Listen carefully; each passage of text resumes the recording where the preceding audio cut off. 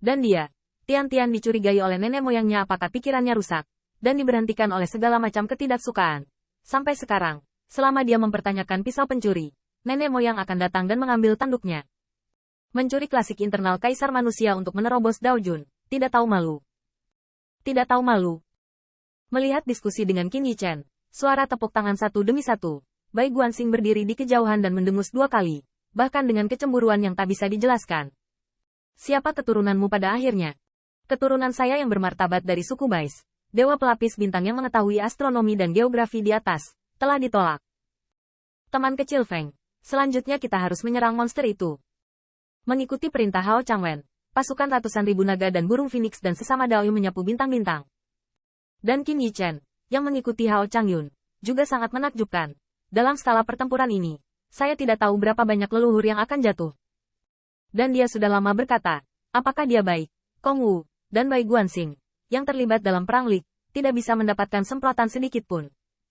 Bahkan jika mereka jatuh dan mati, tidak akan ada catatan bahkan 3 atau 2 kata dalam buku generasi berikutnya.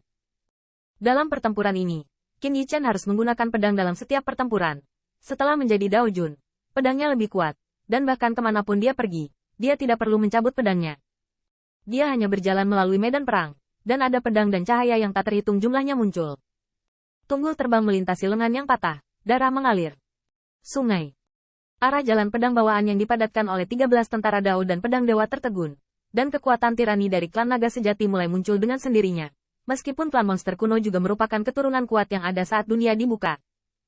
Tetapi naga asli tidak lemah sama sekali, karena naga asli, klan Feng, bahkan manusia, macan putih, dan klan Gourmet, nenek moyang mereka juga orang-orang kuat yang berdiri tegak ketika dunia terbuka. Di antara bintang-bintang tempat ras monster duduk, Jinwu Haobo dan ras monster lainnya memiliki wajah yang suram, karena mereka mengetahui dari berita kekalahan terus-menerus leluhur di garis depan bahwa kekuatan naga sejati jauh lebih menakutkan daripada yang mereka kira. Zusuan, apa kamu yakin naga sejati kalah dalam pertempuran ini? Bukan kita. Zusuan juga sedikit gugup. Hal yang paling penting adalah ada pesan dari garis depan bahwa itu adalah ratusan ribu orang kuat yang dipimpin oleh Hao Changyun. Saya tidak tahu kapan. Silakan datang ke Dewa Bawaan untuk membantu. Dan itu adalah Dewa Pedang Bawaan. Dewa Pedang Xiantian. Tahu namanya? Bagaimana penampilannya? Berita ini mengejutkan Jinwu Haobo, dan mereka tidak bisa tidak memikirkan menantu Kaisar Ke. Apakah dia juga terlibat setelah ruang dan waktu ini? Selain Dewa Pedang Xiantian, apakah ada eksistensi mencolok lainnya? Misalnya, Kaisar Ke. Namun, berita dari garis depan mengecewakan Jinwu Haobo, Kaisar Ke. Apa itu? Apakah klan kecil yang baru saja muncul dari kehidupan yang diperoleh? Jinwu Haobo berkumpul, dan murid iblis berkedip. Menurut informasi, Dewa Pedang Bawaan adalah Raja Tao, dan Feng Tianxing hanyalah Kaisar Dewa. Meskipun terakhir kali saya melihat Feng Tianxing, itu sebelum memasuki pasar Jalan Lik, tetapi berapa lama mereka masuk? Meskipun Dewa Xiantian sangat berbakat, ada perbedaan dalam praktiknya. Tidak masuk akal untuk menerobos begitu cepat. Zusuan berpikir sejenak, mungkin hanya dalam pertempuran besar ini. Dewa Pedang Bawaan dan Naga Sejati membentuk aliansi dan muncul di medan perang ini lagi. Jinwu Haobo sedikit mengangguk, tetapi dia tidak bisa memastikan. Kuncinya adalah Dewa Pedang Xiantian masih mencolok dan dapat dibedakan. Tetapi jika 3.000 orang biadab di kota Feng Shui kembali ke era primordial dan bertarung berdampingan dengan umat manusia, bagaimana nenek moyang mereka bisa tahu? HMPH. Bagaimanapun juga, dalam pertempuran berikutnya, kita semua akan mengambil tindakan untuk membantu leluhur kita membunuh naga sejati. Bahkan jika itu Feng Tianxing, itu masih bisa dibunuh. Naga asli dihancurkan, dan dia masih berani bergabung dengan naga asli. Akibatnya, di waktu berikutnya, Hao Changyun dan ratusan ribu naga dan phoenix berlari kencang. Tetapi ketika mereka mendekati bintang tempat ras monster duduk, mereka menghadapi perlawanan sengit. Dikatakan bahwa puluhan ribu naga dan burung phoenix bertindak sebagai pelopor untuk menguji kekuatan bintang. Tetapi pada akhirnya, mereka menerima serangan balik yang mengerikan. Senior, kamu mengatakan bahwa kamu bertemu lebih dari selusin master ras monster sekarang, dan mereka semua masih muda? Naga sejati emas hitam yang mundur ke belakang tampak malu, dan mengangguk, ya. Benar-benar muda, dan setiap metode luar biasa. Beberapa kekuatan magis, yang belum pernah kita lihat sebelumnya. Tampaknya monster ini memiliki tuan. Mata Dewa Qin Yichen berkedip, dan Kong Wu saling menatap, dan yang terakhir menyadari bahwa ada sesuatu yang salah. Tuan, menurut Anda apakah di antara ras monster kuno, ada juga keturunan ratusan juta tahun kemudian yang membantu? Itu mungkin. Kalau tidak, para leluhur tidak akan begitu terkejut dan lengah. Sayangnya leluhur belum pernah melihatnya sebelumnya dan tidak bisa mengenalinya. Terlebih lagi, jika bukan karena ratusan juta tahun, perbedaan antara keturunan ras iblis kuno dan keturunan ras iblis kuno di era primordial tidak dapat dibedakan.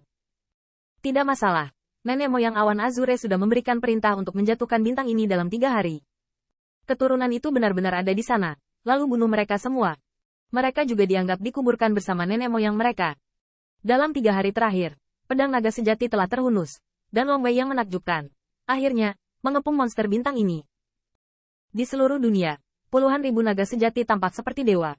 Dewa naga tertanam, dan naga itu kuat ke langit. Burung Phoenix sejati melebarkan sayapnya, langit seperti laut, dan elf menunggangi harimau putih, agung dan agung. Boom, boom, boom. Sebuah kekuatan besar dan kuat dari suku Rakus mengalahkan genderang perang, dan ras manusia bahkan mengibarkan bendera pertempuran. Dan berbeda dari bendera pertempuran yang dihargai Jiang Buyong, pada saat ini, orang-orang kuat yang dipimpin oleh umat manusia dibagi menjadi 5 formasi, memegang tinggi 5 bendera pertempuran. Karena mereka berasal dari ras manusia Tianan dan Hebei, dari Tenggara, Barat Laut, Pusat 5. Tapi mereka ditugaskan ke bintang ini untuk bertarung bersama. Five Emperor Banner. Kecuali Five Emperor Spanduk, ras manusia kuat yang dipimpin oleh mereka bahkan memegang bendera pertempuran yang bercorak api. Bagian depan bendera pertempuran adalah angin dan bagian belakangnya adalah batu. Pikiran Qin Yichen bergetar. Sui. Dasui. Itu adalah leluhur yang menemukan api dan cahaya untuk umat manusia, dan memimpin orang-orang keluar dari leluhur yang meminum darah. Itu adalah kaisar yang bisa hidup berdampingan dengan Nuwa dan Fuxi dan dikagumi oleh banyak orang.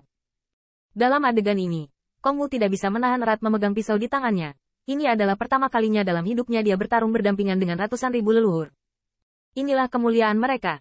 Ini adalah perang yang dideklarasikan oleh suku-suku lain kepada 10.000 suku dan alam semesta kuno. Hao Changyun berubah menjadi naga nyata dari puluhan ribu kaki, dengan cahaya yang menakutkan, sepasang mata naga seperti matahari dan bulan, menghadap ke bintang-bintang, monster kuno, keluar dan mati. Klan saya dan Er dipisahkan selama 2 hari, mengapa menyerang klan saya? Long Yin Haoran langsung menekan bintang itu untuk bergetar lagi dan lagi, tetapi pada saat ini, dia melihat iblis itu melonjak ke langit di antara bintang-bintang.